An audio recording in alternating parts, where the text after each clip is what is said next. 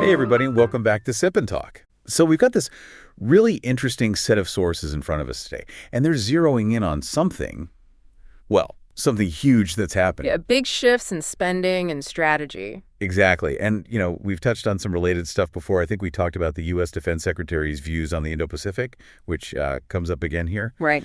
But this time, we're really just focusing only on the material you've shared with us, a proper deep dive into these specific documents. Mm-hmm. And they offer a pretty fascinating window, don't they? We're talking budget proposals, geopolitical analysis, industry breakdowns, even specific companies. What's really driving this big jump in U.S. defense spending, according to these sources? Where's the money likely headed? Yeah, where's it flowing? Yeah. Who are the key players mentioned? We're basically going to unpack it all. Consider this your roadmap, pulled straight from the insights in this specific set of sources. Okay, let's jump right in then. Towards the Indo-Pacific. Exactly. Why is that region so central here, based on what we're reading? Well, what really jumps out from the sources is this view of the challenge posed by China in that area.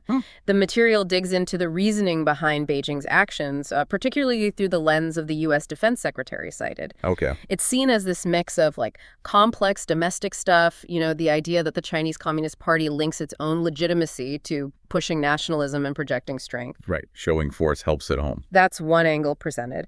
And the other big factor cited is this deep-seated mistrust of the West, historically speaking. Okay. The analysis in these sources suggests Beijing often sees Western actions, alliances, naval patrols, even human rights criticisms as attempts to kind of contain China. Like the West is actively trying to hold them back. That's the viewpoint explored in the material, yeah. And it's interesting how Taiwan's democracy is sort of viewed through that same lens by Beijing, potentially as a tool the West might use against them. And look, it's really important we say this clearly. We're just presenting these perspectives as they're laid out in the source material you provided. Our job here is just to relay the information impartially. Okay, we're not endorsing any particular view. Understood. Completely impartial look at the sources. So, okay, that context helps frame the U.S. response described, this whole peace through strength idea. Right, deterrence. What does that actually look like in dollars and cents, according to these documents? Well, it looks like massive, massive investment. The idea is to build capabilities so strong that the cost of aggression just becomes, the sources use the term prohibitively high for any potential adversary. Okay, so what kind of scale are we talking? The numbers are pretty staggering. U.S. defense spending in 2024 was around $997 billion, so nearly $1 trillion already. Wow. And the proposed budget for 2025, it jumps to over $1 trillion. Whoa, hang on. Over $1 trillion? That's like a 13% increase, isn't it? Roughly. That number alone really tells you something significant is going on. Yeah, it certainly does. And the sources definitely link this push to global tensions. They specifically mention the Taiwan Strait, the Russia-Ukraine conflict, and instability in the Middle East as key drivers speeding things up. Okay, so $1 trillion plus. Let's get specific.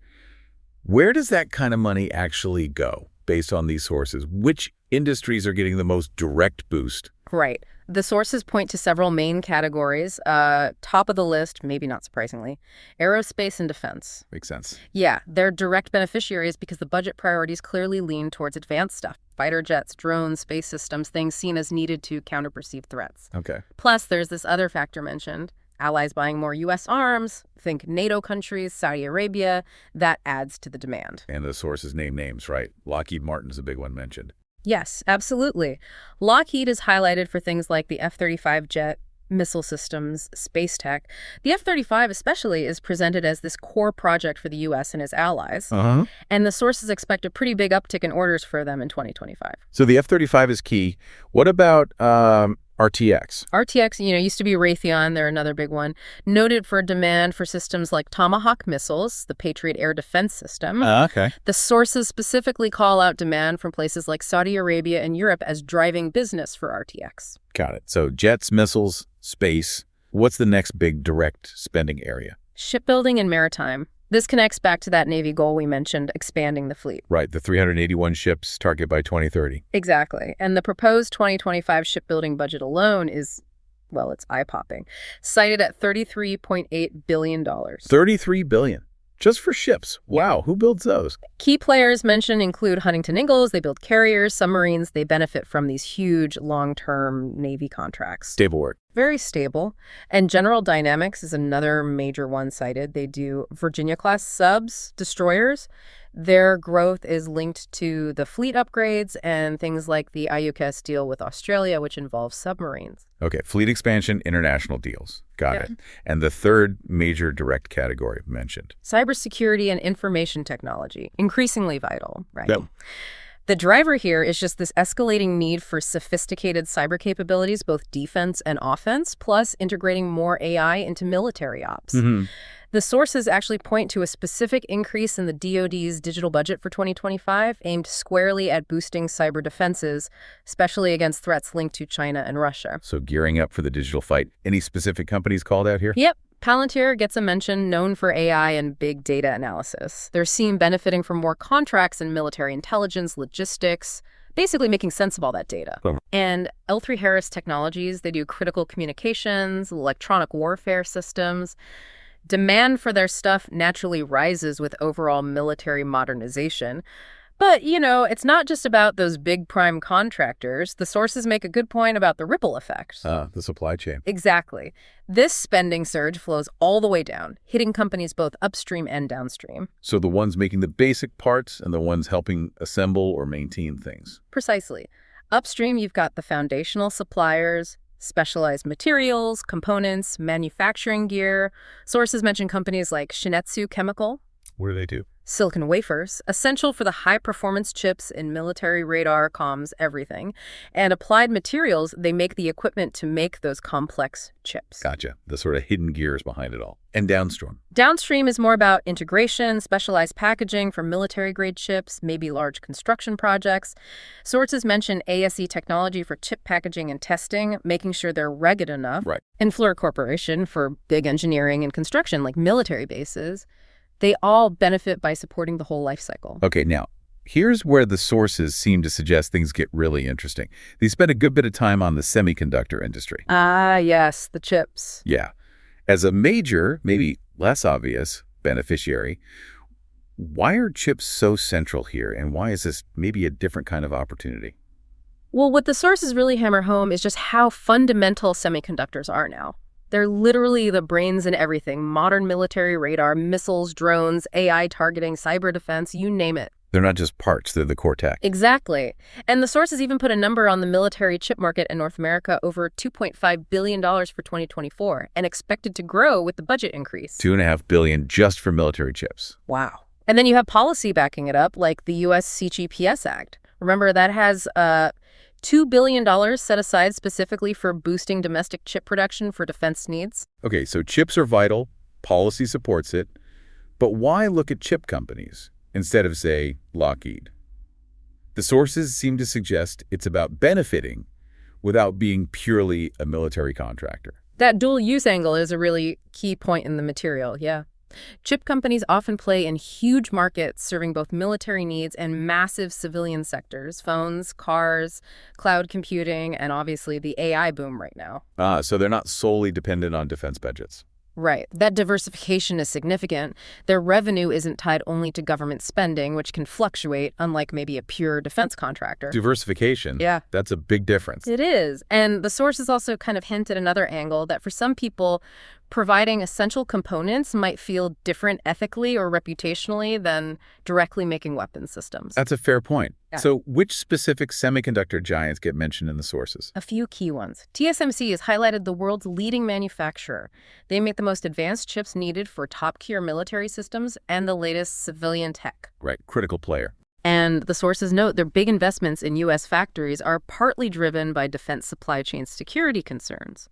Then there's NVIDIA. Because of AI? Exactly. Military applications increasingly rely on AI and powerful GPUs for simulation, intelligence analysis, using the same core tech that's driving the huge civilian AI wave. So NVIDIA gets a boost from both sides. Pretty much. And Intel is also named. They're involved in DoD programs like the Trusted Foundry Initiative, securing domestic chip sources, and they're benefiting from CHIP Peace Act money to expand U.S. production, serving both markets. Looking bigger picture, the sources touch on the investment landscape. The whole semiconductor market is projected for just massive growth, right? Statista data cited says maybe over $1 trillion by 2030. $1 trillion market. Oh, wow. Yeah, fueled by both defense needs and all that civilian tech demand. Sounds amazing. But surely there are risks mentioned. It can't all be smooth sailing. Oh, definitely not. The sources are clear about risks.